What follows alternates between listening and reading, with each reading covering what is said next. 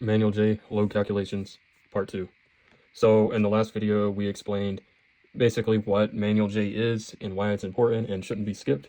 Today we're going to be talking about block load and all the stuff you'll need, all the measurements you'll need to take before doing that.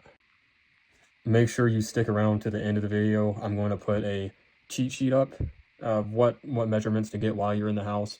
I had ChatGPT make it for me, so I mean, pretty straightforward. It might be missing a few things, I'm not sure, but I'll put it on screen at the end of the video. Just make sure you stick around to the end. So to calculate the cooling load for each room, you're going to want to measure how big it is. So for example, go inside each one of these conditioned spaces or each one of these rooms and get the dimensions of it, as well as the ceiling height. Count your windows, measure your windows, note down how many doors are in each area. So right here, you got one door going into this space, one door going into that space. There's actually a few, so there's one right here and one right there. After you get all that, you can come here and confirm. So cool, say we measured all the walls. We'll go to floors, and in this section, it'll actually show you, say you took your measurements here, you can come here and confirm. So apparently room 2 is 677 square feet.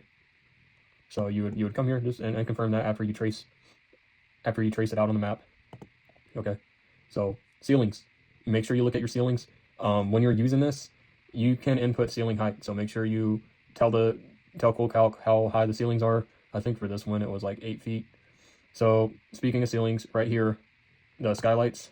So these little black spots right here are skylights. So I had for this building one here on room 2, one here, and then on room 3 we also had 2 more.